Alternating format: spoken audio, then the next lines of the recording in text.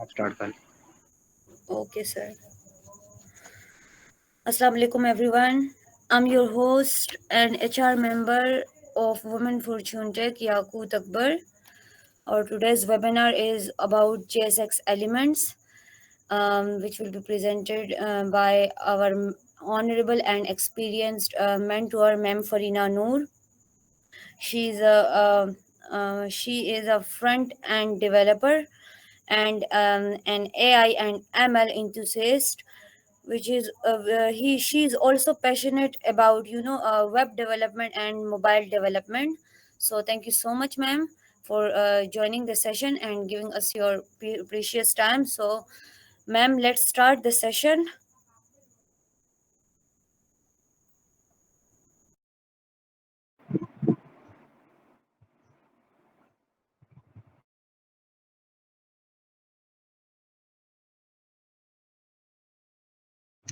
Madam आप start कर लें।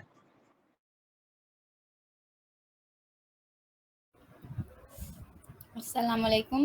Can you hear my voice? वालेकुम सलाम। जी आप आपकी आवाज़ आ रही है। Yes, ma'am. चलें, ठीक हो गया। तो आई होप के जो बच्चे लास्ट क्लास में थे वो सभी अभी यहाँ पर मौजूद होंगे। तो लास्ट मैडम क्लास में जी जी जी मैडम काफ़ी स्टूडेंट मौजूद है और कुछ ने लिफ्ट किया है, वो आ जाएंगे और कुछ आ रहे हैं। अच्छा, बिल्कुल। तो मैंने लास्ट क्लास में कुछ असाइनमेंट दिया था, तो मुझे उस हवाले से बच्चों से पूछना होगा कि उन्होंने ट्राई किया खुद से, कुछ नहीं किया। मैडम आप वो अगर आप at the end of the session अगर कल का पूछे तो उस वक्त स्टूडेंट्स भी होंगे मौजूद सारे। चलें, ठीक हो गया। तो आज तक जो हमने पढ़ा था, तो शुरू में हमने पूरा का पूरा रिएक्ट के बारे में पढ़ा कि रिएक्ट क्यों यूज़ करते हैं, वन पेज एप्लीकेशन होता है, क्या होता है वन पेज एप्लीकेशन। के भाई आपके जो वेब डेवलपमेंट में नॉर्मली इंडेक्स के पेजेस बन रहे होते हैं इतने सारे, तो यहाँ पे रिएक्ट पे एक ही आपका पेज होता है HTML का, जो बहुत सारे वैसे बन रहे होते हैं नॉर्मल वेब डेवलपमेंट में, लेकिन आपके रिएक्ट में वो एक ही index.html नाम से फाइल होती है और एक ही उस फाइल के अंदर आपके क्या हो रहे होते हैं, मेन आपके कंपोनेंट्स होते हैं जो कि हम रेंडर कर रहे होते हैं। कंपोनेंट्स को आप क्या समझ लें, ऐसे समझ लें कि आपके टुकड़े होते हैं, एक किस्म के कोड, ब्लॉक ऑफ कोड होता है, टुकड़ा होता है, जो कि आप क्या कर रहे होते हैं, आपकी वेबसाइट की किसी भी पार्ट को शो करवा रहे होते हो, रेंडर करवा रहे होते हो थ्रू कंपोनेंट्स। ठीक है। और फिर हमने फर्दर देखा था कि कंपोनेंट्स 2 टाइप के होते हैं, जिनमें हमारे आ जाते हैं क्लास कंपोनेंट्स और फंक्शनल कंपोनेंट्स। तो उसमें भी हमने फ़र्क देखा था, डिफरेंस क्या था कि भाई हमारे जो क्लास कंपोनेंट्स थे उनका कोड जो था थोड़ा कॉम्प्लिकेटेड था, और हमारे जो फंक्शनल कंपोनेंट्स थे उनका जो कोड था वो थोड़ा सिंपल था। और बाद में हमने ये बात की कि अब अगर कोई फ़र्क है तो वो ये सिर्फ कोड का नहीं है, इसके अलावा भी फ़र्क था कि सबसे पहले क्लास कंपोनेंट्स यूज़ होते थे और उसके बाद हमने फंक्शनल कंपोनेंट्स पे स्विच कर लिया है। आजकल जो ज़्यादा यूज़ हो रहे हैं फंक्शनल कंपोनेंट्स हो रहे हैं। हमने भी जो किया था अपने प्रोजेक्ट को इंस्टॉल करने के बाद वही यूज़ किया था। और उसके अलावा ये था कि जो हमारे फंक्शनल कंपोनेंट्स होते हैं, पहले उनमें स्टेट की चेंजेस, जिसमें आपके आ जाती हैं स्टैटिक वेबसाइट्स और हमारी आ जाती हैं कुछ डायनामिक वेबसाइट्स। मैंने आपको बताया था स्टैटिक वो वेबसाइट्स होती हैं जिनका कंटेंट एज अ यूज़र आप यूज़ कर रहे हैं तो आप चेंज नहीं कर सकते। वो कंटेंट एज अ एडमिन जो आपकी वेबसाइट जो चला रहा है वही चेंज कर रहा होता है। जस्ट लाइक आपकी न्यूज़ की कोई वेबसाइट होती है, तो उसमें क्या हो जाता है कि आपकी जो वेबसाइट है उसका कंटेंट आप जस्ट व्यू कर रहे होते हैं, रीड कर रहे होते हैं, देख रहे होते हैं। ठीक है। आप न्यूज़ पढ़ रहे होते हैं, उसमें कोई चेंज नहीं कर सकते। लेकिन हाँ, अगर आप उसमें ये देख लें कि वो चेंजेस मैन्युअली डेली बेसिस पे तो हो रही हैं, तो वो कौन कर रहा होता है, वो उसका डेवलपर कर रहा होता है, आप नहीं कर रहे होते। और इसके अलावा अगर हमारी डायनामिक वेबसाइट्स हो गई, तो उसमें ये था कि हमारे पास उसमें डायनामिकली कुछ चेंजेस आ रही होती हैं वेबसाइट पे। जैसे कि आपने किसी बटन पे क्लिक किया तो आपका जो इंटरफेस है यूज़र का वो पूरा का पूरा चेंज हो गया। जस्ट लाइक आपने कोई लॉगिन किया किसी वेबसाइट पे, जैसे दराज हो गया, उसमें आपने क्या करना होता है, कुछ आपके एटम्स होते हैं, एड टू कार्ट करते हैं, बाय करते हैं, वो सेलर का नाम आता है उसमें, जैसे ही आप बटन क्लिक कर रहे होते हैं तो डिफरेंट डिफरेंट आपके इंटरफेसेस आ रहे होते हैं, तो वो सारा कुछ आपका डायनामिकली हो रहा होता है। इसके लिए हम यूज़ करते हैं रिएक्ट में क्लास कंपोनेंट्स। लेकिन लेटर ऑन हमारे पास हुक्स इंट्रोड्यूस हुए थे। हुक्स क्या होते हैं हमने कहा था आगे हम डिस्कस करेंगे बिल्कुल, लेकिन उन हुक्स के ज़रिए हमारा क्या हुआ था कि हमारे जो क्लास में फंक्शनल कंपोनेंट्स थे तो उनको वो सारी एबिलिटी मिल गई जो कि हमारे क्लास कंपोनेंट्स को थी। अब फंक्शनल कंपोनेंट्स भी स्टेट में चेंजेस कर सकते हैं, यानी कि अगर आपकी कोई डायनामिक वेबसाइट है तो आप वो फंक्शनल कंपोनेंट्स के साथ भी कर सकते हैं, फुली फंक्शनल आपकी बन सकती है। यहाँ तक हमने पीछे रिव्यू किया था। उसके बाद में हमने ये डिस्कस किया कि भाई हमारा डोम क्या होता है, डॉक्यूमेंट ऑब्जेक्ट मॉडल। उसमें हमने देखा कि डोम जो होता है मेनली हम यूज़ कर रहे होते हैं। आपको मैंने पहले उसकी एक स्ट्रक्चर दिखाई कि डोम की स्ट्रक्चर ट्री लाइक स्ट्रक्चर होती है जो आप डेटा स्ट्रक्चर्स में पढ़ रहे होते हैं। लेकिन अगर किसी ने नहीं भी देखी तो मैंने रियल लाइफ में उसकी एग्जांपल दी थी कि ट्री होती है, उसकी ब्रांचेस होती हैं। तो वैसे ही यहाँ पर जो डेटा स्ट्रक्चर का ट्री होता है उसमें क्या होती है, एक नोड होता है, हम उसके चाइल्ड नोड होते हैं, उसमें से जो उसकी लाइंस निकल रही होती हैं फर्दर उसमें सर्किल्स लगा के उसको हम ऐसे स्ट्रक्चर कर रहे होते हैं। वो एक हम डोम को भी ऐसे ही शो कर रहे होते हैं। और उसके बाद था ये कि हम अगर नॉर्मली वेबसाइट्स में चेंजिंग कर रहे होते हैं तो डोम के थ्रू कर रहे होते हैं, ठीक है, डोम मैनिपुलेशन जिसको कहते हैं हम। लेकिन जब हम रिएक्ट यूज़ कर रहे होते हैं तो डायरेक्टली डोम में हम कुछ भी चेंजेस नहीं कर रहे होते हैं, हमारी चेंजेस हो रही होती हैं वर्चुअल डोम में। ठीक हो गया। उस वर्चुअल डोम में भी अब हमारे पास 2 वर्चुअल डोम थे जो मैंने आपको बताए कि एक वर्चुअल डोम होता है न्यू, जो बिल्कुल आपका न्यू होता है, और एक आपका पुराना वाला वर्चुअल डोम होता है जो कि आपके एक्चुअल डोम की कॉपी होता है बिल्कुल। तो आपकी जब चेंजेस आती हैं तो वो आपके जो लेटेस्ट वर्चुअल डोम होता है उसमें आ जाती हैं। उसके बाद में क्या होता है, डिफिंग का मेथड होता है, वहाँ पे आपकी डिफरेंशिएट होता है कि आपके वर्चुअल डोम जो होते हैं दोनों आपस में कंपैरिजन कर रहे होते हैं कि हम में कुछ डिफरेंस है। If there is a difference detected then क्या होता है कि आपकी जो वर्चुअल डोम में चेंजेस होती हैं वो आपके एक्चुअल डोम में अपडेट हो जाती हैं, जिसको हम रिकंसिलिएशन टर्म यूज कर रहे होते हैं। That's important. 2 टर्म्स जो मोस्ट इम्पोर्टेंट आते हैं हमारे इस रिएक्ट में डोम के अंदर, वर्चुअल डोम के अंदर, वो यही होते हैं कि आपका एक होता है रिकंसिलिएशन, एक डिफिंग। रिकंसिलिएशन और डिफिंग में हमने ये पढ़ा कि डिफिंग ये होता है कि जब 2 हमारे वर्चुअल डोम आपस में दोनों कंपैरिजन कर रहे होते हैं तो उसको हम कह रहे होते हैं डिफिंग। और उसके बाद में अगर कोई डिफरेंस हमें डिटेक्ट होता है तो हम क्या कर रहे होते हैं, उसको अपडेट कर रहे होते हैं, तो उस अपडेशन को हम कह रहे होते हैं रिकंसिलिएशन। ठीक हो गया। उसके बाद में मैंने थोड़ा सा आपको फिग्मा की तरफ भी ले गई थी ताकि हम डिज़ाइन बनाएं, लेकिन फिग्मा नहीं चल रहा था तो हमने उसको छोड़ दिया था। वहाँ पे बेसिकली वैसे तो प्रोटोटाइपिंग होती थी फिग्मा में, मैंने आपको बता दिया कि जैसे ही आप रिएक्ट पढ़ेंगे तो एज आप प्रिपेयर हो जाएंगे एक फ्रंट एंड डेवलपर के तौर पे, यानी कि आप अब एबल हो जाएंगे कि आप क्या कर सकते हैं, एक वेबसाइट का पूरा स्ट्रक्चर फ्रंट एंड बना दें। अब बैकएंड भी होता है वो एक्सप्रेस, और हमारा यूज़ होता है यहाँ पर नोड, ठीक है। और इसके अलावा डेटाबेस के लिए हम यूज़ कर रहे होते हैं कोई मंगोडीबी, फायरबेस वगैरह। तो वो चीज़ जो होती है आपकी वो बैकएंड में आ जाती है।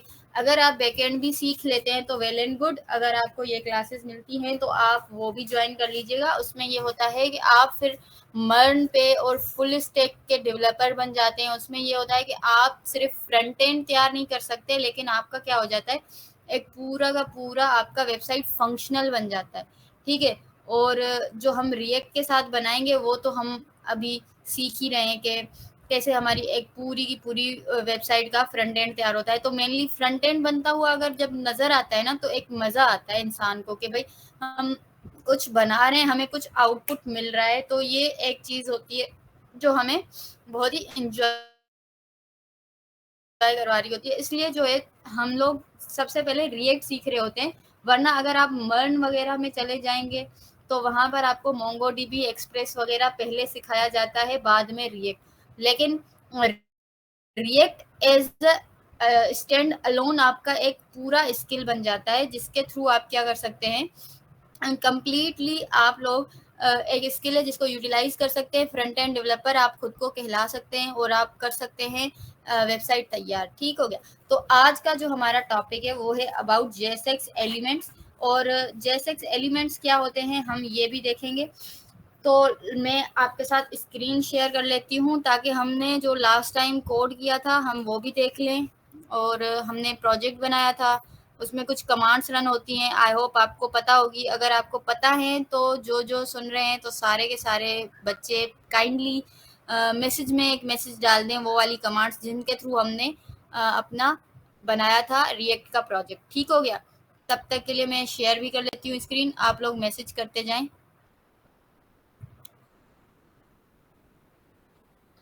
हमने ये रिएक्ट का प्रोजेक्ट का एक फोल्डर बनाया था, मेरे पास यहाँ पे पड़ा हुआ है। ठीक हो गया। और उसके अंदर हमने एक वीट का प्रोजेक्ट बनाया था।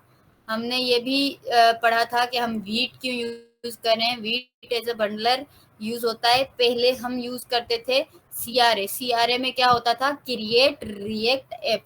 अब क्रिएट रिएक्ट ऐप में क्या होता है कि आप लोग एक एप्लीकेशन तैयार करते हो सिर्फ प्योर रिएक्ट के साथ। ठीक हो गया। लेकिन अब हमारे पास एक बंडलर आ गया है वीक का। इसमें क्या होता है, बंडल ऑफ कोड हमारे प्रोवाइड किया जाता है। अब इसमें ये आसानी है कि आपकी जो एप्लीकेशंस होती हैं वो लाइट वेट हो जाती है। जैसे ये मेरे पास नोड मॉड्यूल्स वगैरह हैं तो इनके वेट थोड़े लाइट वेट हो जाते हैं, कम हो जाते हैं। और एसआरसी में भी थोड़ी सी चेंजिंग होती है, इंडेक्स एचटीएमएल में भी थोड़ी सी चेंजिंग होती है, वो भी मैं आपके साथ अभी डिस्कस कर लेती हूँ। Let's write here CMD. CMD के साथ हमारा कमांड का वो खुल जाता है, प्रॉम्प्ट कमांड लाइन खुल जाती है। यहाँ पर हम लोग लिख सकते हैं कोड डाट। अच्छा, मैं ये क्या करती हूँ कि अपने फोल्डर में जाके प्रोजेक्ट के अंदर जाकर फिर उसको बोलती हूँ कि ये फोल्डर ओपन कर लो मेरा वीएस कोड के साथ। ठीक है, कोड डाट के साथ मतलब वीएस कोड। अब मेरा जैसे वीएस कोड यहाँ पे हो गया ओपन। तो यहाँ पे हमने ये लास्ट टाइम प्रोजेक्ट बनाया था। मैंने आपको ये फंक्शनल कंपोनेंट बना के दिखाया था। मैंने यहाँ पे आपको एक और माय कंपोनेंट नाम से क्लास बेस कंपोनेंट भी बनाया था। तो ये आपके पास दोनों चीज़ें जो थी मैंने आपको बताई थी कि हमारे पास जो है ये किस में पड़ी हुई है, एसआरसी के अंदर, और हम जो भी कोड करेंगे वो हमारा एसआरसी के अंदर ही होगा। इसके अलावा हमने HTML में यहाँ पे आपको बताया था कि हमारे पास अगर बैकग्राउंड की नॉलेज HTML की है तो ठीक है, वेल एंड गुड, वरना आप AI यूज करके उसको भी कह सकते हैं, क्योंकि एक स्ट्रक्चर आपको वैसे तो बनाना आना चाहिए। और जो CSS होती है, डिजाइनिंग होती है, मेनली उसकी अब इतनी ज्यादा जरूरत नहीं रही क्योंकि AI आ गया है। तो AI से बेहतरीन कोई भी आपको ना डिजाइनिंग प्रोवाइड नहीं कर सकता। हाँ, अगर आप लोग इतने डाइव इनटू हो जाते हैं डिजाइनिंग में तब भी खैर है, लेकिन फिर भी आपको ना ये स्किल जो है अब इतना काम का नहीं रहा। तो वो चीज़ हम AI के थ्रू कर सकते हैं। लेकिन आप लोग ज़रूर HTML को समझ लें कि भाई किस चीज़ के साथ हमारा कौन सा टैग यूज़ होगा, एलिमेंट यूज़ होगा। हाँ, और मैंने एट द एंड आपसे ये भी सवाल करना था कि एलिमेंट और टैग का क्या डिफरेंस है, जो कि कल मैंने आपसे नहीं पूछा था। अगर कल मैंने नहीं पूछा था, लेकिन मैं आज आपको खुद ही बता देती हूँ कि यहाँ पर अगर आप देख लें तो ये आपको एक डिव नज़र आ रहा होगा। ठीक है, इसको मैं कंट्रोल प्लस करके थोड़ा जूम कर लेती हूँ ताकि आपको नज़र आ जाए। अच्छा, ये जो डिव नज़र आ रहा है आपको, ये डिव क्या है, मैं कभी इसको टैग कह रही होती हूँ, कभी मैं इसको एलिमेंट कह रही होती हूँ, तो आप लोग भी कंफ्यूज हो गए होंगे। और यहाँ पर जब मैं आ जाती हूँ माय कंपोनेंट के अंदर, तो यहाँ पर भी मैंने डिव रखा हुआ है। फंक्शनल कंपोनेंट में ये बहुत सारे डिव रखे हुए हैं, इनको भी मैं कभी एलिमेंट कहती हूँ, कभी टैग कहती हूँ। अब आप app.jsx में आ जाएं तो यहाँ पर भी एक डिव पड़ा हुआ है। डिव के अलावा भी बहुत सारी चीज़ें होती हैं, जैसे मैंने अगर कोई h1 रख दिया तो ये भी क्या हो जाता है, हमारा एक एज अ होल कहते हैं हम। होल मतलब H1 में हम जब देखेंगे एक ओपनिंग होती है फिर उसकी क्लोजिंग होती है। ठीक हो गया। यहाँ पे मैं थोड़ी स्पेस देके आपको दिखा देती हूँ। जब मैं H1 लिखती हूँ तब मैं उसको क्या करती हूँ, क्लोज भी कर रही होती हूँ, क्लोजिंग टैग दे रही होती हूँ। तो एज अ होल मैं इसको क्या कह रही होती हूँ, एक एलिमेंट। लेकिन अगर मैं एक H1 ले लूँ, इसका ये एक टैग हो जाता है जिसको हम कह रहे होते हैं ओपनिंग टैग। अगर ये स्लैश आ जाता है इसके अंदर और उसके बाद कोई भी नाम आ जाए तो मतलब वो क्लोजिंग टैग हो जाता है। तो आई होप आपको ये चीज भी क्लियर हो गई होगी कि टैग और एलिमेंट में क्या फर्क होता है। टैग होता है जस्ट वन, यानी कि या तो ओपनिंग होगा या तो क्लोजिंग होगा, ठीक है। लेकिन एज अ होल हम कह रहे होते हैं इसको एलिमेंट। ठीक हो गया। तो ये ऐसे ही हमारे पास जेएसएक्स में भी क्या होते हैं, एलिमेंट्स होते हैं हमारे, वही डिव वाले HTML वाले जिसमें डिव, H1, H2 और भी बहुत सारे एलिमेंट्स आ जाते हैं। ठीक हो गया। अब क्या होता है यहाँ पर हम लोग, ये मैंने एक फंक्शनल कंपोनेंट लिखा हुआ है यहाँ पे। अच्छा, ये फंक्शनल कंपोनेंट अगर मैं इसको ऐसे लिख के कॉल करती हूँ तब भी ठीक हो गया। अगर मैं इसको सेल्फ क्लोजिंग टैग नहीं बनाती, क्योंकि मैं इसको क्या कह रही हूँ, टैग कह रही हूँ, क्योंकि ये एक है अकेला स्टैंड अलोन, इसको मैं एलिमेंट नहीं कह रही, टैग कह रही हूँ। अगर मैं इसको एक क्लोजिंग टैग अलग बना लूं यानी कि ऐसे, तो भी मेरा कंपोनेंट रेंडर होगा। लेकिन अब जो HTML के अपने बेसिक एलिमेंट्स हैं उनमें, और ये जो मेरा बनाया हुआ फंक्शनल कंपोनेंट का टैग है, इसमें कोई फर्क नहीं नजर आ रहा। आप लोगों को जनरली नहीं आ रहा होगा। अगर हम इधर चले जाएं फंक्शनल कंपोनेंट में, तो आपको याद होगा कल हमने ये फंक्शनल कंपोनेंट भी बनाना सीखा था कि कैसे बनाते हैं। हमने यहाँ से प्लस को क्लिक किया, ये न्यू फाइल बना के, और फिर उस फाइल में हमने RFC किया था। RFC यानी कि रिएक्ट फंक्शनल कंपोनेंट, और वो अगर आप लिख के इंटर मारते हैं तो आपका क्या हो जाता है, ये खुद ही एक टेम्पलेट उठा के दे देता है फंक्शनल का बना बना। पर अगर वो तब देता है जब आपके पास एक एक्सटेंशन होती है, वो मेरे पास है तो मुझे दे देता है। आपके पास नहीं होगी इंस्टॉल तो वो नहीं देगा, वो ES7 होती है। आप भी अपने VS कोड के अंदर अगर आप यूज़ करते हैं तो ये वाली है ES7 की रिएक्ट नेटिव की, ये जो एक्सटेंशन है यहाँ से इंस्टॉल कर दीजिएगा। अब मेरे पास इंस्टॉल्ड है तो मैं क्या करती हूँ, मैं जस्ट यहाँ पे फाइल बना के RFC लिखती हूँ, और ये जो एक्सटेंशन है यहाँ पर आप देख सकते हैं इसके बारे में कि ये आपको बहुत सारी ऐसी चीज़ें प्रोवाइड कर रही होती है, डिटेल्स दे रही है यहाँ पे, कि जिनके ज़रिए आप लोग शॉर्ट एंड कोड कर रहे होते हैं। शॉर्ट एंड कोड का मतलब होता है आप लोग कुछ भी लिख रहे होते हैं, उसको क्या होता है, आप जस्ट छोटी छोटी कमांड्स दे रहे होते हैं और वो जो है ना, वो जनरली खुद ही बन के आ रही होती हैं। ठीक हो गया। अच्छा, इसको इंस्टॉल करके उसके बाद आप अगर नहीं, आपके पास ये बात आपको सही नहीं लग रहा, आपके लिए नहीं हम खुद से करेंगे, तो खुद से भी आप कर सकते हैं। आपको मैंने ये पूरा का पूरा समझा दिया था कि ये फंक्शन कैसे बनता है। फंक्शन कीवर्ड देकर उसका नाम देते हैं, फिर नाम में हम कैमिल केस दे रहे होते हैं।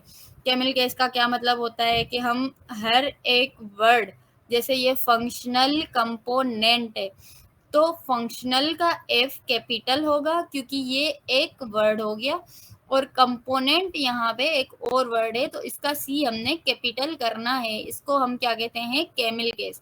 ठीक है। कैमिल केस अब हम इनको क्यों करते हैं फंक्शंस को, ये हम डिस्कस करते हैं। लेकिन इसके बाद हम क्या करते हैं कि यहाँ पे रिटर्न वगैरह ये लगा दिया, इसमें हमने कुछ कोड दे दिया। ये आपको कल मैंने बता दिया था कि ये फिर रेंडर करेंगे जब, यानी कि इस फंक्शन को कॉल करेंगे तो ये डिव में हमें ये नजर आएंगी चीजें, ये हमारा टेक्स्ट होगा जो रेंडर हो रहा होगा।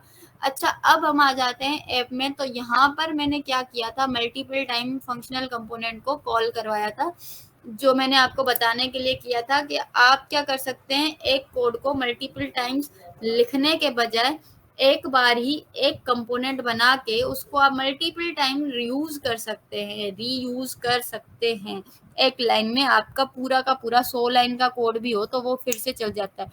लेकिन इसके अलावा भी इन कंपोनेंट्स का क्या काम होता है कि आप जब कोई वेबसाइट देखते हैं, जस्ट लाइक अभी हम चलते हैं कोई सी भी वेबसाइट ले लेते हैं, फॉर सपोज हम ले लेते हैं टेलविंड की ले लेते हैं। ठीक है, टेलविंड अभी हम इसमें, अगर आप लोगों ने कमेंट किया कि हाँ मिस हमें टेलविंड को भी इंस्टॉल करवाना सिखा दे, तो हम टेलविंड भी इसी कोर्स में इंस्टॉल करके रिएक्ट के साथ यूज़ करेंगे, वरना आप नॉर्मली CSS जो है AI से दिलवा के वो आप यूज़ कर सकते हो। और आपके पास एक और चीज़ होती है, यहाँ पर ब्लैक बॉक्स आता है, एक्सटेंशन है, वो भी आप लोग यहाँ पे लगा सकते हैं। वो भी आपका AI ही होता है, लेकिन बेसिकली वो क्या कर रहा होता है वो भी मैं आपको दिखाऊंगी। यहाँ पे मेरे पास ब्लैक बॉक्स है, अनेबल नहीं है तो इसको मैं अनेबल कर देती हूँ। अच्छा, ब्लैक बॉक्स का क्या काम होता है कि ये AI है, आपका कोड रीड करके आपको बता रहा होता है कि आपके कोड में क्या चीज़ आपको चाहिए, क्या नहीं चाहिए। इसको भी आप भले अपने पास एक्सटेंशन को इंस्टॉल करके रख दें, तो ये भी आपकी हेल्प कर देती है इन वेबसाइट क्रिएटिंग। जब आप वेबसाइट को क्रिएट कर रहे होते हैं उसमें ये आपको मदद कर देती है। और चलें, मैं आपको बताने वाली थी वेबसाइट के पास कंपोनेंट्स का। तो यहाँ पर अगर आप देख लें, मैं इस चीज़ को जब स्लाइड कर रही हूँ ऊपर या नीचे इस वेबसाइट पे, तो आप ये चेक करें मेरी स्लाइड यहाँ से लेकर यहाँ तक ये स्क्रीन हो रही है। ठीक है, और बाकी की जो स्क्रीन है उस पे ये टेलविंड CSS वगैरह ये लगा हुआ है, ये नहीं हिल रहा, ये नहीं चेंज हो रहा, सिर्फ नीचे वाली कुछ पोर्शन में चेंजेस आ रही है। तो यानी कि ये वाला हिस्सा मेरा एक कॉन्स्टेंटली बना हुआ है और ये साइड वाला हिस्सा भी मेरा कॉन्स्टेंटली बना हुआ ही है। तो आप ऐसा समझ लें कि हमने एक कंपोनेंट बनाया होगा जिसको हमने नेवबार नाम दिया होगा, क्योंकि जब मैंने कल आपको वेबसाइट के ऊपर नजर आ रही होती है उसको हम वेबसाइट को नेवबार कह रहे होते हैं, हेडर की तरह होती है, हेडर के अंदर आ जाती है, बेसिकली उसको हम नेवबार कह रहे होते हैं। तो यानी कि कहने का मतलब आपकी जो चेंजेस यहाँ पे आ रही हैं, तो ये कंपोनेंट में कुछ चेंज नहीं हो रहा, ये कंपोनेंट भी बना होगा जिसका असाइड नाम रखा होगा इन्होंने, या कुछ भी इन्होंने नाम रखा होगा। मैं आपको ऐसे समझाने के लिए बता रही हूँ कि ये एक असाइड का कंपोनेंट बना होगा और ये हमारा मेन कंपोनेंट होगा जिसमें हमारी चेंजेस आ रही होंगी स्क्रॉल पे। तो ये ऐसे ही वेबसाइट्स पे बनता है। अगर हम VS कोड पे वापस आ जाते हैं तो हमारे पास फाइल्स में आ जाते हैं। अच्छा, ये है आपकी चैट करने के लिए, आप यहाँ पे चेक कर लें, ब्लैक बॉक्स आ गया है, आप इसके साथ चैट कर सकते हैं, इसको अपना कोड बता सकते हैं। ठीक है, एजेंट बना सकते हैं, इसको चैट कर सकते हैं। आप यहाँ आ जाएं। फिलहाल हम ये डिस्कस कर रहे थे कि हमारे एलिमेंट्स क्या होते हैं। तो यहाँ पर अगर मैं डिव यूज कर रही हूँ, ये डिव है मेरा। ठीक है, तो डिव हमें पता है क्या है, HTML का एलिमेंट है। H1 क्या होता है, HTML का एलिमेंट होता है। अब मैंने अगर गलती से भी यहाँ पे एक कंपोनेंट बना दिया इस नाम का, डिव नाम का, जिसकी मैंने कैमल केस भी नहीं रखी, मैंने इसी स्मॉल केस में रख के बना दिया, तो क्या होगा, तो मैं जब उस डिव को यहाँ पे कॉल करूंगी, लेट्स डाइव इनटू इट, हम देखते हैं। मैंने यहाँ पे एक छोटे स्मॉल केस में डिव बना दिया, .jsx दे दिया। तो हमने कल देखा था हम क्या करते हैं, कोई भी कंपोनेंट बनाने के लिए उसको JSX की एक्सटेंशन देते हैं। एंटर किया मैंने, यहाँ पर मुझे एक फाइल बन के मिल गई। अब मैं यहाँ पे RFC करती हूँ, यानी कि मेरे पास एक्सटेंशन है, तो मुझे ये एक बना बनाया डिफॉल्ट एक्सपोर्ट पे फंक्शन दे रहा है। अब ये जो फंक्शन हमें मिल रहा है इसमें हमने रिटर्न किया हुआ है डिव, और डिव में लिखा हुआ है डिव। ठीक हो गया। अब यहाँ ऐप में आ जाते हैं। अगर मैंने आपको बताया था जब भी हम किसी चीज को यूज कर रहे होते हैं तो उसको पहले एक्सपोर्ट करते हैं फिर इंपोर्ट करते हैं। अब डिव को मैंने यहाँ पे कंपोनेंट को बनाया, एक्सपोर्ट कर दिया। अब यहाँ आऊंगी तो मुझे क्या करना पड़ेगा, इंपोर्ट करना पड़ेगा, किसको, डिव को। ठीक है, लेकिन अभी हमें पता कैसे चले सॉरी, अब हमें पता कैसे चलेगा कि ये डिव कौन सा है और ये डिव कौन सा है, क्योंकि हम कंपोनेंट्स को भी तो ऐसे भी यूज कर सकते हैं नॉर्मली। इसको मैं आपको चला के भी दिखा देती हूँ कि ये कंपोनेंट जो है हमारा, ये कंपोनेंट हम ऐसे सेल्फ क्लोजिंग के बगैर अगर यूज कर रहे हैं तो एलिमेंट की तरह ही दिख रहा है ना। तो अगर हमने इसको स्मॉल केस में एक डिव के नाम का बना लिया जो कि प्री यूज्ड है, हमारा टैग बना हुआ है, तो उसमें क्या होगा, तो उसमें ये होगा कि आपने जब ये चीज बना ली ना तो यहाँ पे वो कंफ्यूज हो जाएगा। अब हम इस डिव को कॉल कर लेते हैं, लेट्स सी क्या होता है। मैंने ये div बना दिया, ठीक है।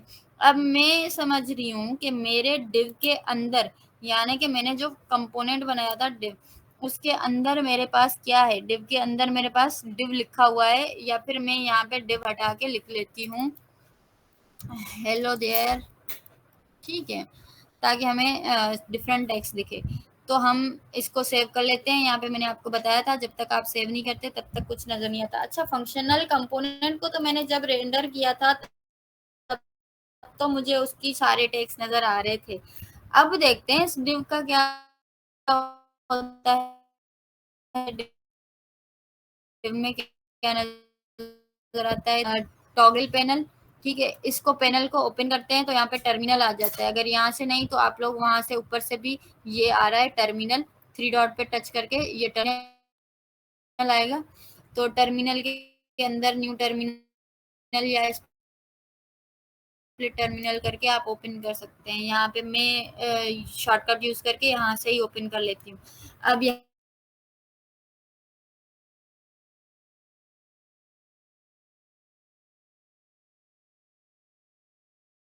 आपके मैसेजेस तो नहीं आए, मतलब आप लोगों को कमांड्स जो हैं वो सच याद नहीं है जो हमने डिस्कस की थी शुरू से। अगर आप लोगों में से किसी को भी नहीं है तो येस या नो भी लिख सकते हैं आप लोग मैसेज में। अगर आपको आ रही हैं तो कमांड्स लिख दें और बस इतना बता दें कि मिस ये कमांड लिखने से हमने किया था, एक प्रोजेक्ट बिल्ड किया था।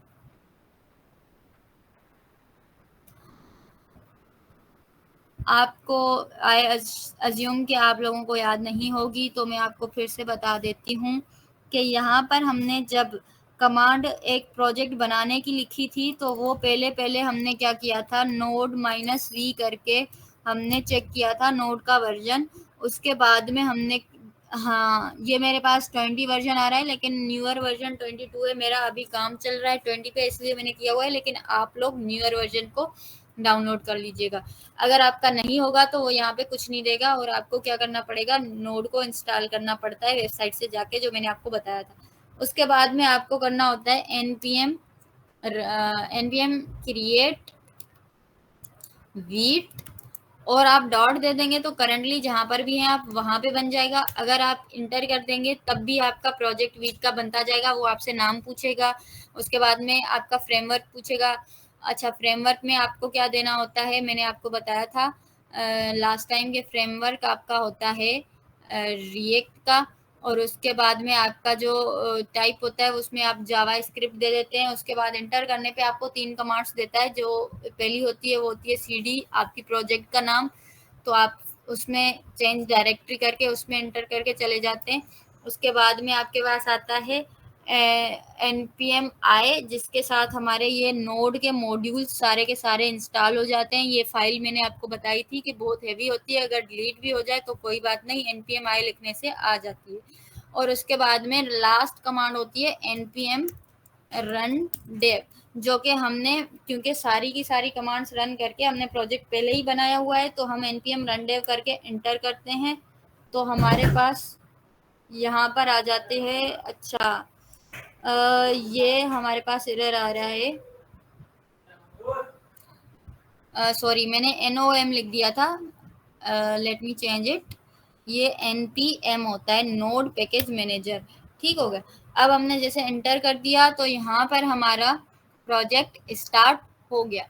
अब हम क्या करते हैं, इस लिंक पे कंट्रोल करके क्लिक करते हैं, यानी कि माउस के लेफ्ट साइड को क्लिक करते हैं। अगर नहीं तो आप क्या कर रहे होते हैं, ये वाली लिंक कॉपी करके अपने ब्राउजर पे पेस्ट कर रहे होते हैं। यहाँ पे क्लिक करने से मेरे ब्राउजर पे ये लिंक ओपन हो गया होगा। I hope it's loading, let's see. ठीक है, तो अब मेरे पास जो चल रही है वेबसाइट पे कुछ भी नजर नहीं आ रहा। क्यों? क्योंकि हमने ये डिव बनाया तो सही, लेकिन ये अब कंफ्यूज हो गया है कि ये डिव एलिमेंट है या फिर ये डिव हमारा कंपोनेंट है। अच्छा, इसी डिव को आपको क्या करते हैं, अभी हम करते हैं डिलीट, क्योंकि हमने क्या कर लिया था, गलत बना दिया था। डिव नहीं बनाना था हमें, क्योंकि हमें पता है डिव एक एलिमेंट है पहले से ही, जो कि HTML ने डिफाइन किया हुआ है, तो हमें इसको कैसे बना सकते हैं। इसलिए हमने उसको कर लिया डिलीट। अच्छा, अब हम क्या करेंगे, सेम चीज करेंगे, डिव बनाएंगे लेकिन डी कैपिटल के साथ। अब आप आके यहाँ पे अपना कोड कर लें, RFC करके हमने ये डिव ले लिया। इसके अंदर मैंने डिव के अंदर रखा हुआ है छोटे से, मतलब कि ये जो डिव है ये तो हमारा एलिमेंट है, अगर आप इसको हटा भी दें तो आपके फ्रेगमेंट्स आ जाते हैं। यहाँ पे आप लोग यहाँ पे H1 ले लें, तो H1 के अंदर आप लोग लिख सकते हैं हेलो देयर, ठीक है। और आज हम नेवबार भी बनाएंगे कोशिश करके, अगर हमारा टाइम बच गया तो, वरना हम लोग नहीं बना पाए तो फिर कल बना लेंगे इंशाल्लाह। और इसके अलावा हम यहाँ पर क्या करेंगे, पहले इंपोर्ट करेंगे, इंपोर्ट करके फिर हमें क्या इंपोर्ट करना है, डिव, ठीक हो गया। तो डिव डी कैपिटल के साथ हमने बनाया था, और अब इसने मुझे सजेस्ट कर लिया कि भाई डिव है ये इसने सही सजेस्ट नहीं किया। तो हमने क्या करना है, इसको मिटा के खुद से लिखेंगे हम डिव फ्रॉम, और इसके बाद में हम ये पूरा कंप्लीट करेंगे डॉट देकर स्लैश देंगे, यानी करंट डायरेक्टरी में जो ये डिव पड़ा हुआ है इससे, ठीक है। अब यहाँ पे अगर मैं लिख दूं ये मेरा बड़ा वाला डिव जो मैंने अभी अभी बनाया, तो इसको मैंने एज अ कंपोनेंट बना के यहाँ पे रखा हुआ है और इसको एक्सपोर्ट करके यहाँ पे लिया हुआ है, ठीक हो गया। तो यहाँ पे एरर आ रहा है, बट आप यहाँ पे आ जाएं इसके कंसोल पे, आई मीन टू से वेबसाइट पे, तो यहाँ पे हेलो देयर आ गया। अब इसकी कंफ्यूजन जो थी जेएक्स एलिमेंट्स में और आपके उसमें कंपोनेंट में, वो क्लियर हो गई। वरना ये क्या हो रहा था, ये कंफ्यूज हो रहा था कि ये डिव कौन सा है, HTML का एलिमेंट है या आपका फ्रेगमेंट है, ठीक है। तो इसलिए हम जो है जेएक्स के एलिमेंट्स में ये थोड़ी बहुत चेंजिंग कर रहे होते हैं। अच्छा, जेएसएक्स के अंदर एक और चीज़ भी यूज़ हो रही होती है, हम जिसको फ्रेगमेंट्स कह रहे होते हैं। आप ये चीज़ जो मैंने अभी यहाँ पे की, तो यहाँ पे मेनली मैं पेरेंट एज अ डिव दे रही होती हूँ एलिमेंट, लेकिन कोई एलिमेंट ऐसा होता है जो कि क्या होता है, खाली एलिमेंट होता है। खाली एलिमेंट क्या होता है, आपका एक डिव होता है। अब ये मुझे कुछ सजेशंस दे रहा है, क्योंकि मैंने इसमें कोपैलेट को डाउनलोड किया था, इंस्टॉल किया था, ठीक है। वरना ये अभी मैं इसको दिखा देती हूँ आपको कि ये जो हमारे पास फ्रेगमेंट आ रहा है ये खाली वाला, तो इसको हम एलिमेंट नहीं फ्रेगमेंट कहते हैं। हमें अगर नॉर्मली कुछ भी नहीं चाहिए, हम चाहते हैं ना ही कोई हेडर हो ना ही कुछ हो, बस हम ऐसे ही किसी अपने कोड को किसी चीज़ में रैप करना चाहते हैं, तो आप लोग इस खाली एलिमेंट में रख सकते हैं। अच्छा, वैसे आपने HTML अगर यूज़ की हो तो लेट्स सी हेयर, हम लोग इसको मिटाते हैं। अभी के लिए मैं आपको एक और इमेज के बारे में बात बताने वाली हूँ कि हम IMG का टैग यूज़ करते थे। मैं फ़िलहाल के लिए काम करते हैं, कुछ नया बना लेते हैं। यहाँ पर SRC के अंदर हम नेवबार बना लेते हैं, ठीक है, ताकि कुछ बनता हुआ भी हमें नज़र आ जाए कि हमें मज़ा आएगा। नेवबार.jsx, अगेन रिपीटिंग कि हमने यहाँ पे एक कंपोनेंट बनाया है और उस कंपोनेंट की मैंने क्या की है, जो कैमल केस है वो यूज़ करके मैंने उसकी स्पेल लिखी है, यानी कि नेव N कैपिटल बार B कैपिटल, ठीक हो गया। अब यहाँ पे आ गए, मैंने RFC किया, ये एक शॉर्ट फॉर्म है यहाँ पे फंक्शन के कोड लिखने का।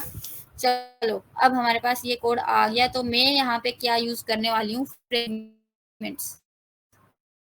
मैंने आपको अभी बताया था कि क्या होता है, यहाँ पे हमारे पास खाली एलिमेंट कहो आप लोग इसको, नाम इसका फ्रेगमेंट्स होता है, ठीक हो गया। अब ये मैंने यूज़ किए, अब इसके अंदर मैं बना लेती हूँ एक नेव, एक अदद नेव, ठीक है। अब ये जो नेव है ना, ये नेव टैग हमारे पास HTML में आता है।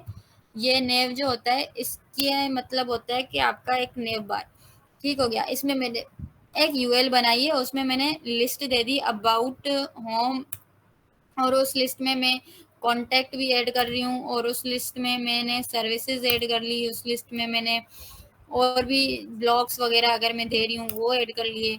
उसके बाद मैंने FAQ ऐड कर दिया। अब मैं इसको क्या करने वाली हूँ, चलें सपोर्ट भी ऐड कर लेते हैं, ये बहुत हो जाएगा।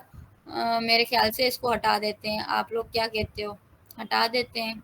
चलो, इसको हटा के हम लोग यूएल को क्लोज कर लेते हैं। यूएल क्या है? यूएल एक एचटीएमएल का टैग है, अनऑर्डर्ड लिस्ट। और एल क्या होता है? लिस्ट एटम होते हैं। L for list, I for atoms. अब हमने यहाँ पे ये एचटीएमएल की बेसिक कॉन्सेप्ट हैं, तो मैंने फिर भी आपको बता दिया। यहाँ पे मैंने ये सारा बना दिया, ये आपको नज़र आ जाएगा यूएल वगैरह हम जब इसको रेंडर करेंगे नेवबार को। अच्छा, यहाँ पे हमने heading they the my website, और इसके अलावा हम क्या करेंगे, एक इमेज का टैग देंगे। चलें एक बटन भी दे देते हैं, ये हमें सजेस्ट कर रहा है। तो हमें क्या करना है, हमें यहाँ पे, अरे यार ये बंद कर दो, हम यहाँ पे आ जाते हैं। हमें यहाँ पर हमें क्या चाहिए होता है, एक अदद इमेज, और वो इमेज आती है IMG टैग से। ठीक है, IMG, let me complete it. अच्छा, IMG टैग के अंदर हमारे पास SRC होता है, और नॉर्मली अल्टर अल्ट होता है, लेकिन इसका फुल फॉर्म होता है अल्टर, और SRC यानी कि सोर्स। ठीक है, तो यहाँ पे हम इमेज का सोर्स दे रहे होते हैं, जो कि हमारे पास अगर यहाँ पर कहीं पे हमने डाउनलोड करके रखा हुआ है तो उसका नाम दे देते हैं, अगर ऑनलाइन लेना है तो फिर उसकी लिंक देते हैं। तो लेट्स कम हियर, हम कोई लोगो ले लेते हैं, लोगो का इमेज, लोगो इमेजेस में हम आ जाते हैं। तो यहाँ पर से हमने कोई ऑनलाइन लोगो उठा लिया। फॉर सपोज हम कौन सा लोगो ले लें, अच्छा सा लोगो ले लेते हैं, ये वाला ले लेते हैं।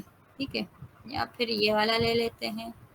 चलें, इसकी हम क्या करते हैं, राइट क्लिक करके कॉपी इमेज करती हूँ। अच्छा, इमेज कॉपीड होगी है, मैं इसको कंट्रोल V करके URL को यहीं पे चेक करती हूँ, तो यहाँ पर ये हमारे पास इमेज आ रहा। तो इसको मैंने कंट्रोल C किया और मैं यहाँ पर आ गई अपने नेवबार में, और इसके SRC में मैंने क्या किया, ये वाली लिंक दे दी। और उसके बाद मेरे पास जो अल्टर टैग है, इसमें मैं क्या लिखूंगी, इमेज नॉट फाउंड। अगर मैं ना भी लिखूं तो कोई बात नहीं, लेकिन ये हमारी गुड प्रैक्टिस है कि हम लिख रहे हैं, क्योंकि अगर इमेज नहीं आई यहाँ पे तो इसकी जगह पे हमें लिखा हुआ आएगा कि इमेज नॉट फाउंड, जिससे पता चलता है कि यहाँ पे कोई इमेज थी जो हमें नज़र नहीं आ रही।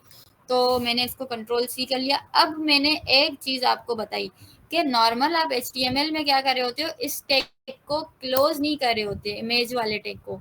इनपुट और इमेज ये ऐसे टैग्स थे जो कि सेल्फ क्लोजिंग होते थे, और आप लोग HTML में नॉर्मल वेबसाइट्स के साथ इसको क्लोजिंग ये वाला स्लैश नहीं दें भी, तब भी वो वहाँ पे रेंडर कर रहा होता, शो कर रहा होता। यहाँ पर आप लोगों को ये चीज़ अलाउ बिल्कुल भी नहीं होती। ठीक हो गया। अब हम यहाँ पे आते हैं, यहाँ पे आके हमने इम्पोर्ट किया, इम्पोर्ट नेव बार फ्रॉम नेव बार, और हमने यहाँ पर भी मैं डिव हटा देती हूँ, मुझे फ्रेगमेंट्स के साथ काम करना अच्छा लगता है तो मैं फ्रेगमेंट्स लगा देती हूँ। और यहाँ पर आकर हम लोग नेव बार को रेंडर कर लेते हैं। ठीक हो गया। अब हमारे पास नेव बार शो हो रहा होगा, लेट्स सी। यहाँ आ जाए अपने ऐप पे, तो ये रहा हमारा नेव बार। इसका जो इमेज है ये बहुत ही लंबा है, और यहाँ पे ये जो ये चीज़ है लिस्ट आ रही है, तो ये लिस्ट भी हमारे लिस्ट की तरह नज़र आ रही है। तो नेव बार तो पूरा का पूरा हमारा वेब पेज की तरह बन गया। इसने तो बहुत सारी जगह ले ली। यहाँ पे माय वेबसाइट के बाद मेन्यू आ रहा है, ये नीचे आ रहा है, मतलब इसको थोड़ी सी हमें डिज़ाइन देनी होगी। तो मैंने आपको पहले ही बता दिया था कि डिज़ाइन देने के लिए आप लोग इतनी ज़्यादा दिक्कत ना किया करें। यहाँ पे आ जाएं आपके फंक्शन नेव बार में, ठीक है, और आप कोपैलेट को बोल दें, आपको वो कर देगा। तो मैं अगर इसको टाइप कर लेती हूँ, इसको बोलती हूँ कि गिव CSS टू माय, इसको आप अपनी लैंग्वेज में जैसे भी लिखेंगे ये समझ जाता है। ठीक है, तो मैं इसको कहती हूँ give me CSS for my nav bar. ठीक है, एंड आल्सो मैं इसको मतलब पूछ लेती हूँ, कैन यू, फर्स्टली हमें इससे पूछना चाहिए ना, can you see my code, तो ये बता देगा कि इसके पास ट्रैक आ रहा है मेरे। तो इसने मुझे बताया, क्या बता रहा है ये देख लेते हैं।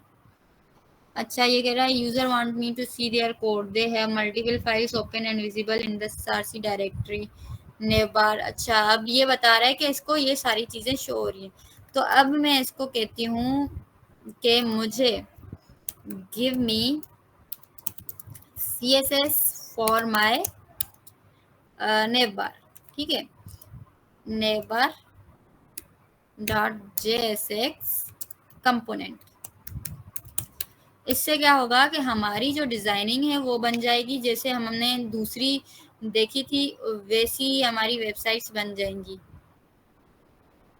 अब ये थिंकिंग कर रहा है कि क्या करना है क्या नहीं, तो इसने ये हमें दे दिया नेवबार का, here is CSS for your navbar component. तो इसने हमें नेवबार की CSS बना लिए, कंप्लीट कर लिए, कह रहा है टास्क कंप्लीटेड। यहाँ पर से हमें ये CSS नज़र आ रही है, इसको हम क्या कर लेते हैं, कॉपी कर लेते हैं फॉर सपोज अभी के लिए। नेक्स्ट हमने जब पढ़ना होगा CSS का तो मैं आपको इसका भी बता दूंगी कि CSS क्या होती है। अच्छा, मैंने इसको बड़ा कर लिया था क्योंकि मुझे कोपायलट के साथ चैट करनी थी, तो मैंने इसको थोड़ा एक्स्ट्रा स्पेस दे दिया था। लेट्स मेक इट अगेन, मुझे इसको इतना नहीं करना। अब हम यहाँ पर क्या बना लेंगे, एक CSS की फाइल बना लेंगे एक अदर, जिसका हम नाम रख लेंगे नेवबार डॉट CSS।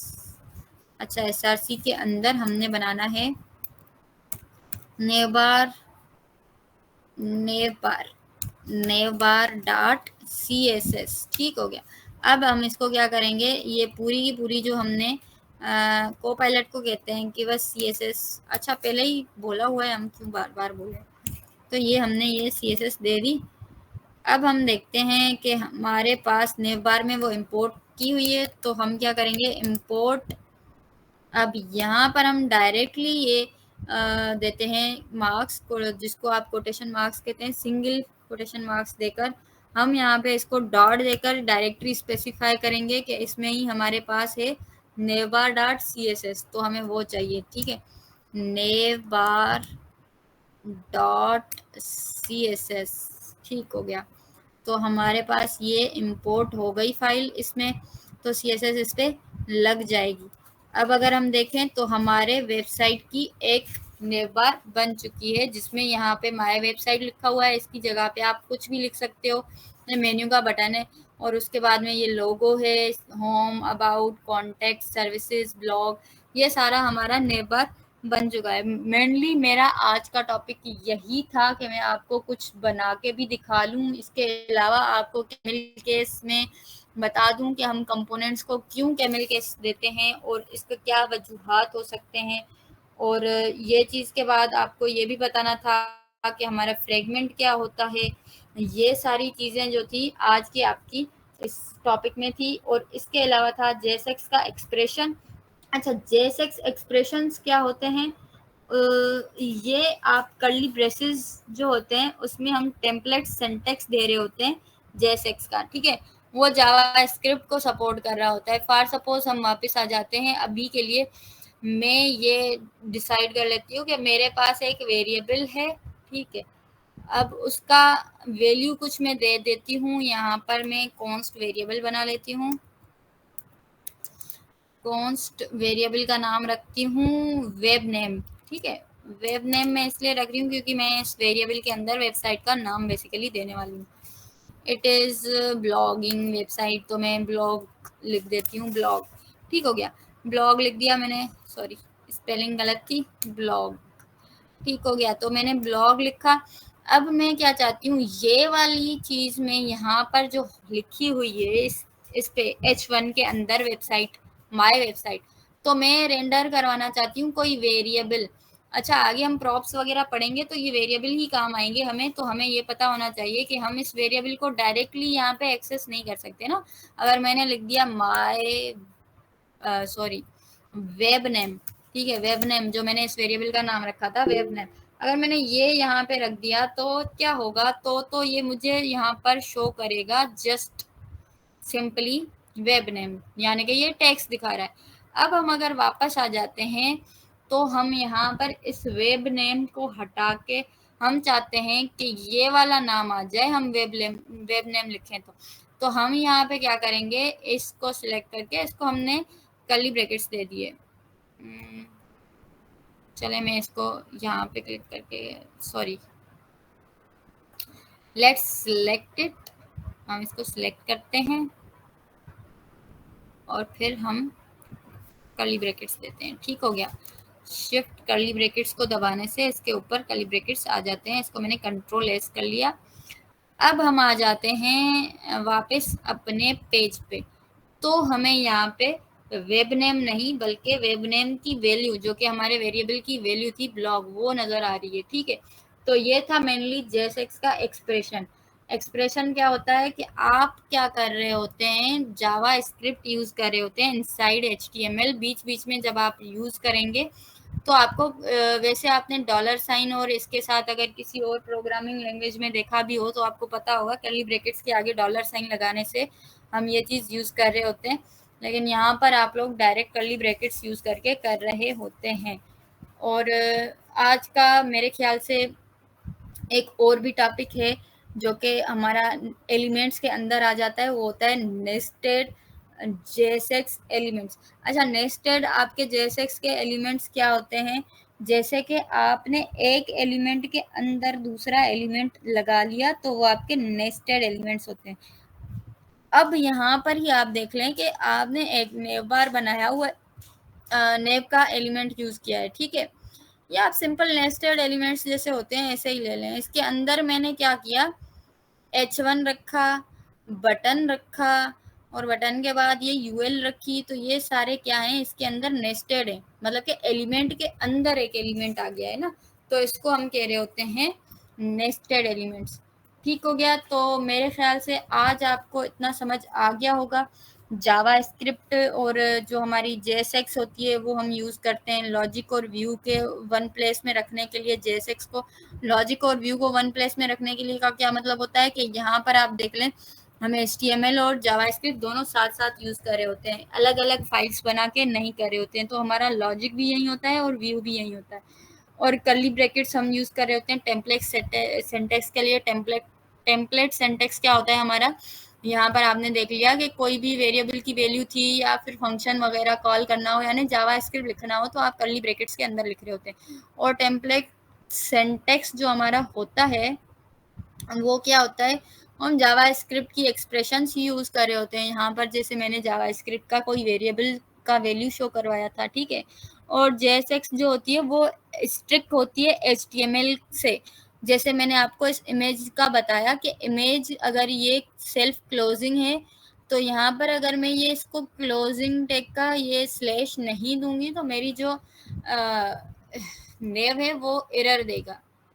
अच्छा, कंट्रोल Z, और मैंने इसको अगर हटा दिया तो आप देख लें यहाँ पर मुझे नेव बार नहीं नजर आ रहा और एरर आ रहा है। ठीक है, ये हमें बताएगा कि आपका क्या है, expected corresponding JSX closing tag from for IMG, यानी कि आपका जो IMG है उसके क्लोज कर दें, ये ऐसे करना चाह रहा है। ठीक है, अब ये हमारा एरर हट गया होगा, यहाँ से हट गया। अच्छा, इसको मैं कंट्रोल माइनस करके ना नॉर्मल बना दूं थोड़ा सा, इतना ठीक हो गया। और हमने यहाँ पे क्या करना था, एक और चीज़ हमने समझी आज जो कि जेएसएक्स के रूल्स थे। जैसे कि हम क्या कर रहे होते हैं, एक सिंगल एलिमेंट को रिटर्न कर रहे होते हैं जेएसएक्स में। यहाँ पर अगर मैं इसको इस साइड पे आ जाऊँ तो देख लें, ये मैंने फ्रेगमेंट्स यूज़ किए थे ताकि हम क्या कर रहे हैं, एक सिंगल एलिमेंट रिटर्न कर रहे हैं इसको बताने के लिए। ठीक हो गया। इसके अलावा हम क्या करते हैं, क्लोजिंग आल टेक्स्ट सब टेक्स्ट को क्लोज करते हैं, जैसे IMG के टैग के लिए मैंने बताया वैसे ही इनपुट फील्ड का भी होता है। और इसके अलावा यूजिंग कैमिल केस आज हमने पढ़ा कि हमने फंक्शनल कंपोनेंट में या फिर हम जो भी कंपोनेंट बनाते हैं उसमें हम क्या कर रहे होते हैं, कैमिल केस यूज कर रहे होते हैं। उसके बाद में हमारा मैप का मेथड था जो हम कल इंशाल्लाह मैप के मेथड पे काम करेंगे। और मैं आपको कुछ यूज़र इंटरफेसेस बना के दिखाऊंगी जिसमें हम कुछ कार्ड्स वगैरह बनाएंगे इंशाल्लाह। तो आज के लिए इतना ही काफ़ी है। आई होप आप लोगों को समझ आ गया होगा, जिनको समझ आ गया है तो वो थोड़े मैसेज पे बता दिया करें। चलें, अब आपके जो भी सवालात हैं वो आप मुझे पूछ सकते हैं।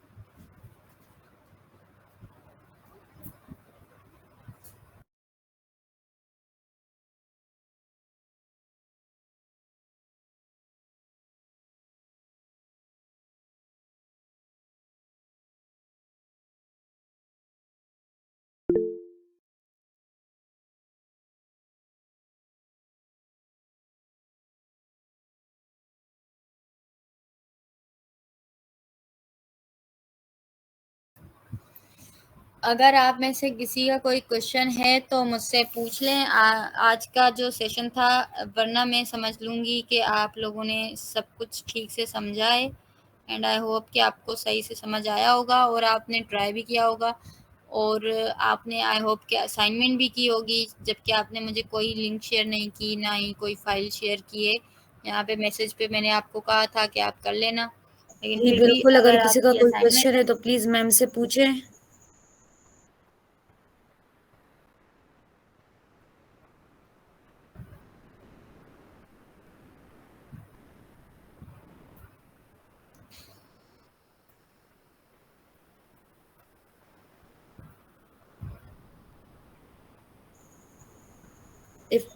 If anyone have any question, then please ask it from ma'am.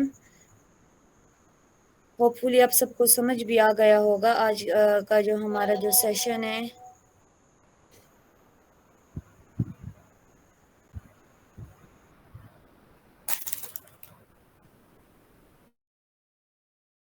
Ma'am, I think we should end our session and thank you so much for your time.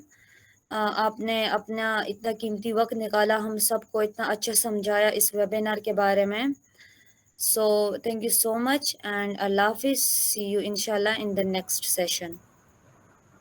Thank you, अल्लाह हाफिज़।